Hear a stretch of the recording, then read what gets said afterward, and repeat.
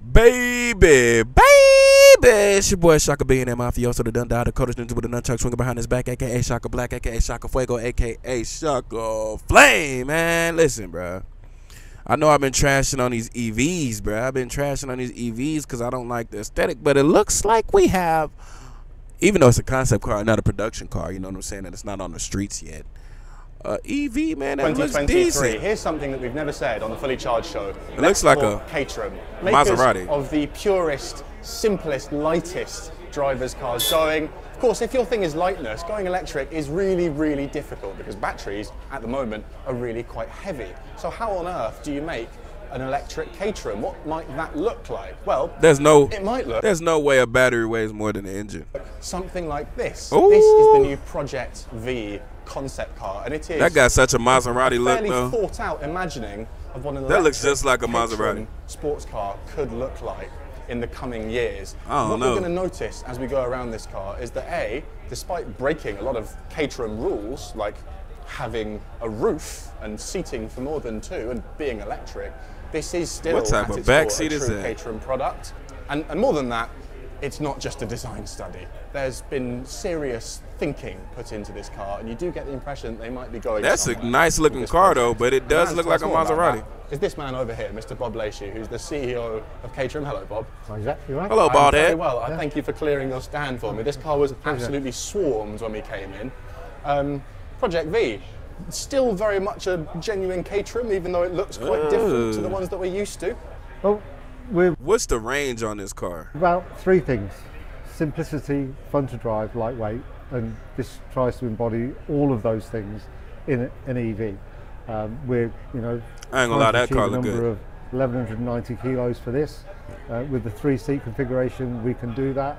And 1,190 kilos. Is that like 3,000 pounds? EVs on the market at the minute. There's not many sports cars either. So first things first, it's a beautiful design, Bob, and a little bit different. You're not gonna say it looked like a Maserati? We're used to. You've got a new head of design for this product. Was there a head of design at Caterham before? There wasn't, because the last one was Colin Chapman. And this is inspired by our boss. Oh no, he founder of Lotus. Oh man, that's one of my favorite looking CEO of cars. VT Holdings, Takahashi-san, and he set the overall direction based around one of his favourite cars, which is a Lotus Elan, Mazda MX-5. Oh, it's modeled after the Lotus. And that was the inspiration for this, and we engaged with Anthony Jannarelly, and between all of us, this is the interpretation that we've delivered with the support That's a beautiful ass car. Italdesign manufacturing. Absolutely beautiful, and I would encourage anyone who hasn't seen a Jannarelly Design 1 to Google one of those, because it is a work of art. He's been making pretty cars for a long time, has Anthony. Yeah. So lightness and also affordability have been really central to this design. Beginning at the front, I wonder who designed the Maserati. About the significance of not having a frunk or a fruit. Why is that a good idea in an electric Caterham? So it's a good idea in a Caterham because one of the most expensive things to develop, and we're a small company, we need to minimise our costs, is any aperture on the car. So doors, boot lids, trunk lids, they are very complex and expensive to develop. So by going in this direction, we have a beautiful structure at the front that looks amazing, but it means we don't have to do a lot of things. We don't need another aperture, we don't need to seal it, we don't need to put a hinge there, we don't need to put a latch there, and all of that saves between 8 and 10 kilos. Another side effect of that is because there's nothing underneath there to put your overnight bag in or compromise the suspension layout, we can do what we want underneath. So we can put the biggest, best I'm trying to see what Maserati suspension like. and wishbones in that we need. We can put the steering rack in front of the steering. It looks like the Coupe the Maserati. Best and recognised best place for handling, and that whole layout leads us to deliver that fun to drive, best in class handling when we get to production. What strikes me listening to you just then is that this is so much more than just a design. Right. It looks like the Maserati Coupe. Every stage, even thought about how you might go about manufacturing it. Yeah, it's from the beginning, and again, Okay, the only problem with, he said it's modeled after the Lotus Elise, but the thing about it is, let's do this real quick. It looks like Let's see, Maserati Coupe GT. 2005 Maserati Coupe GT. Take a walk with me, guys. Take a walk with me real quick. This is exactly what this car looks like, bro. This is what this car looks like. So I'm not gonna lie, bro. I don't see why they sitting here acting like this is not the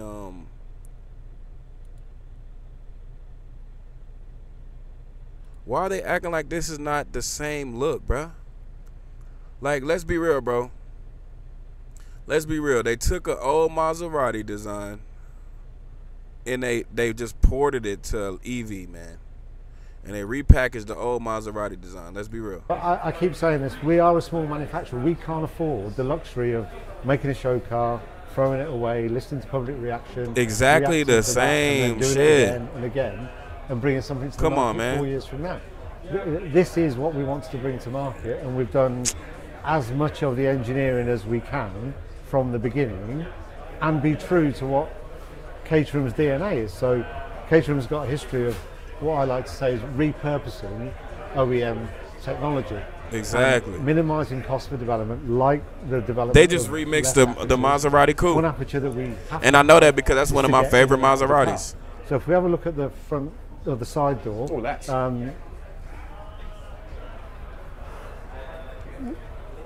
what you're looking at now is the door that's damn near copy and paste of the Maserati Coupe. This all looks production quality because it is production quality, and we intend to use that same layout when we get to the serial production phase of this car. So, you know, the quality is there, but the real big benefit for us, I wonder if they can get sued for that. The hinge, the latch, the closure is all been developed and in production for. Of course, I like the way it looks. Of course, and we can then take those parts exactly like we've done with our current powertrain in a 7 comes from a Ford engine, Mazda gearbox, BMW diff. This is exactly the same philosophy. Right there, look at that. Boom, I was waiting on it. Boom, I was waiting on it. Y'all tell me this ain't a damn copy and paste of that car, bruh. Y'all tell me that ain't a damn copy and paste, bruh. I'm sorry, man. That's a damn copy and paste, bro. That's a damn. Even to the wheel design is a copy and paste of the Maserati Coupe. I mean, even the back is not that much different. I mean, come on, baby. Come on, baby. How y'all doing that one, though? How y'all doing that one, bro? And you just throwing the EV tag on it. If I showed you this and you didn't know what it was, you would say, that's a Maserati Coupe. That's a Maserati Coupe. Come on, bro. I don't know, man. I don't know. That's what I'm saying. That's going to be the problem in EV with that rushing to be the first to be an EV sports car, first to do this before the wave comes, and it's killing innovation. Of repurposing those OEM quality already developed parts. Come on, bro. These are the parts that people would absolutely never think of when considering the cost of developing a car, but every little helps, right? And as well as that, the first thing, when you open the door, the first impression you get of the quality of the vehicle no leather seats. is what if the hinge is that you're shonky, stepping through. If it doesn't funk properly. Exactly. Forget about and they're it. going to put a $200,000, $300,000 price tag on something, on a car that probably MSR, that now can go for like $20,000, $30,000 at the most, bro. And what you're looking at as you get into the car, it's a really important impression that it doesn't look like a kit car. It doesn't look like a kit car. It's pretty lovely in here. These seats look like they'd be very comfortable, but also very, very thin. This is Cap. Is he getting paid for this? Yeah, they're from a production car as well. From where? Maserati. Oh, okay. Lovely seats. And then underneath, because again, this is not just a design model, we do have an idea of how big the battery would be. Remind me. So we're aiming for around 55 kilowatt hours with probably the next generation battery technology. The ground. What is the range on this car? With batteries, and the reason that you've seen a lot of SUVs start is because the holy grail is to get the thinnest battery that you can. Like 5 years ago, that was 150 mil, then 120 mil. Today, the current state of the art is about 80 mil high. That's what this is laid out on, and that will. I mean, of course, it got more of a. It's more more refined and more aerodynamic. It does look beautiful. It looks really nice. It looks like a if Maserati would have continued that in that model of that style of that car, then of course it would have been like, you know, let's see what the price of this is, because I doubt this car is going for over 60,000. And then you're gonna find a car, you're gonna get this, they're gonna want this car, they're gonna want to have this car for what, 200,000. This car goes for 15,000. The Maserati goes for 15,000 at the high end, bruh. High end, bruh. 15,000. You gonna repackage the design and give it to us for 200,000, 300,000. That allows us to put the batteries. One battery is underneath the driver's seat, the other are behind underneath the second row, and it allows us to package that into this very, very small element. What makes me really happy is that you haven't overdone it in terms of the amount of battery, the amount of power. I think a lot of brands are making the mistake of putting too much battery material in, giving more range than frankly most people are going to need, and as a result affecting the performance and handling in a really negative way. Likewise, the power figure I think is in the mid-200s. Let's see what this car is going to MSRP for. Rear-wheel drive. Rear-wheel drive. What more do you need, right? Exactly. And in terms of the range, if you've got one of our more powerful 2-litre 7s, the range of that on the fuel tank that's in there is about 160 miles. This will easily 100,000. So we're no different to where we would be. And another interesting fact about this. What I tell you, all this, and I think it's lazy, bro. I think it's a money grab, man. I mean, I think it's a money grab, bro. You just gave us a Maserati Coupe, a 2005 Maserati Coupe, GT Coupe, that goes for 15,000 at the high end, maybe even 25,000 mid condition from a collector, and you're gonna give us the same design with a more refined, repackaged, basically. Let's say it's repackaged for 2024, and charge $100,000 for this car. This is nothing different. It doesn't even come with leather seats. There's normal sport, which everybody can understand what normal and sport is. That's the only problem I got with the EV market. Proposing to introduce a new driving mode called Sprint. So a lot of our existing customers go for a quick blat on a Sunday morning, and in fact, the owners group forum's called Blat Chat. So they go for quick blat, which is a sprint. So Sunday morning, quick sprint, maximum power, maximum output, tuned for acceleration and performance. And we've got sprint mode. You've been very candid publicly about the fact that EVs in many ways are, completely go against all the key values of Caterham and make your life quite difficult. What with this energy transition? Does this project sort of reassure you that Caterhams can still be Caterhams in the electric future? Listen, once Maserati goes electric, this is gonna disappear, bro. This is gonna be like a relic, like, you know what I'm saying? One of those one-off cars, one-off brands that you collect way back in the day. That was like, that's a Caterham, stuff like that, bro. It's not, man. Listen, all they're gonna do is throw in some janky electronics in the dash, call it make it Tesla style. You know what I'm saying? It's aftermarket Android and Apple radios that you're gonna get that's gonna be better than the electronics in this car. No leather seats inside the car. I'm not trying to trash it, bro, but hey, man, if you're gonna give me a car that you can get that's petrol for 15,000 and repackage it and make it 100,000 and just throw some technology in the dash and put an electric motor in there, bro, come on, bro, man. Like, I gotta look at it. I mean, weight's relative. We just need to make the lightest weight fun to drive EVs. They may not be as pure as a Series 3 chassis 7 that's been around for more than 60 years, but it's still lightweight, fun to drive, and simplicity that's there. I mean, it still looks good. Because we are getting a lot better at disguising weight, aren't we? There are some big 2-and-a-bit-ton SUVs which are shockingly good to drive down twisty roads these days. So 1.1 tons, sort of hefty for a Caterham, but in the grand scheme of things, you can really do a lot with that, can't you? And you don't need those sophisticated technologies to keep it feeling like it's more. So it's almost 3,000 pounds. We're not aiming for a digital driving experience. We want to keep that analog feel to the car as much as we can with an EV powertrain. And that's a journey we're just starting. You going to build it? Absolutely. I don't know, man. It's a nice looking car, but I like it as much as I like the Maserati. There's going to be a stampede if we don't open this stand up in a second. But very quickly, I have to do this. front seat jack test. I need to know if I fit in what is potentially my new dream car.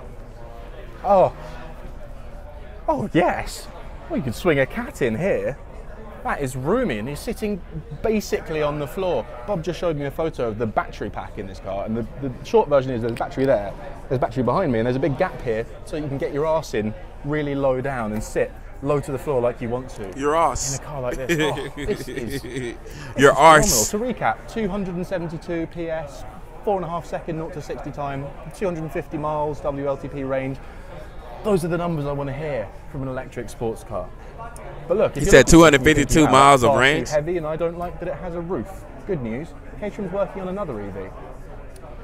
Now then, here's something a little bit more conventionally Caterham. This is the EV7 Concept, and this one really is much more of a concept. It's an experiment, an attempt to answer a question that Caterham are curious about, which is, can you make an electric Caterham 7 with a weight delta of no more than having a passenger? It seems like they're struggling with and this is gonna happen. Look, this is gonna happen a lot, man. We're gonna see a lot of big brands if they can't convert, man. They're gonna go out of business, man. They're gonna fade away. They're gonna fade away, and that's what they're scared of. So they're trying to be ahead of the gap.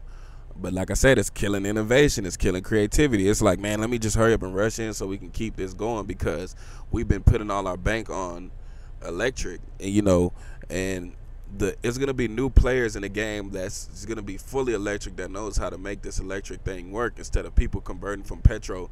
Companies that convert from petrol for they've been in the game 100 years or 60, 70, some odd years, and now they gotta all of a sudden shift their whole business model to please the market. And there's one thing they said about EVs: they're producing more than the demand is. Because if you think everybody can go around with a $50,000 car, you're crazy. It's not realistic yet. I mean, a lot of people can, but a lot more people cannot, and probably won't. You got high school students who got their first car for sub $5,000, and you think every car can be electric. You don't even have a sub $5,000 or high schoolers, college students budget for a new car or a used car yet in an electric vehicle market. It's not feasible for everybody yet. It's their first stab at it, and it's looking quite good so far. It's got 240 brake horsepower, which is equivalent to some of the very spiciest ICE-powered Caterham models.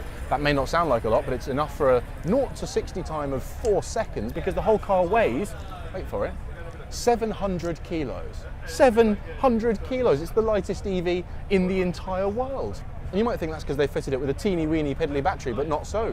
52 kilowatt hour nominal, 40 kilowatt hour usable. Most of it's in the front there where the engine was, but it also runs all the way through this transmission tunnel. So really clever use of what little space that there is, and that also helps with weight distribution as well. Now, why so much redundancy in the battery? Well, that's all to do with how this thing is designed to be used, which is to say, it's designed to be blatted, to use Bob's word, around a racetrack for short bursts of time, and then charged very, very quickly in between those. Listen, I'm not really interested in that one. I wouldn't ride that. But the thing is, bruh, is getting to the point where if the EV doesn't come more affordable, it's gonna start what I like to call the Elysium effect. If y'all ever seen Elysium, the rich was on let's say Mars or this ring in the sky, and they had all this technology and stuff, and the poor people was dying from all types of diseases and chaos on Earth, you know what I'm saying? And only the rich could afford the ticket. It's looking like only the rich is going to be able to, or the more well-off people of the economies are going to be able to afford the electric future.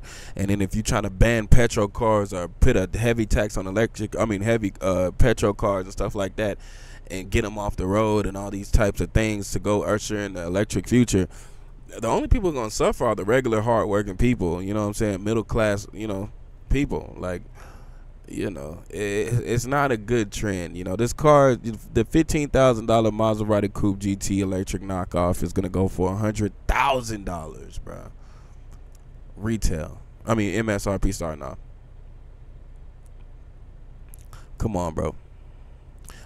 It's just a slippery slope, man. I'm not really, unless they get more affordable, and I just can't see it yet, man. And right now across the street, I'm looking at a 1950. It looks like a 1940, vintage Ford car, I think. Like these gas cars been in the game for a long time. I don't see how you're gonna get billions of cars off the road in 10 years, bruh. Like I was just driving through the desert in Nevada. You know what I'm saying? EV is not the network. The network for EV charging stations isn't even that there yet, man. Come on, bro. But hey, man, y'all let me know what y'all think, bro. I know I'm sounding like a Debbie Downer with the electric cars, but I'm a realist, man. I'm unbiased and I'm unobjective when it comes to what I see. You know what I'm saying? But if you have any rebuttal or you got anything to say about it, let me know in the comments. We can get to it. It's your boy Shaka Bay and the Mafioso, the Dun the coldest ninja with a nunchuck swinging behind his back, aka Shaka Black, aka Shaka Fuego, aka Shaka Flame, man. Y'all like, comment, subscribe, inscribe, transcribe, do what you do, man. Dislike. Let me know what you think, man. It's your boy signing out. Peace.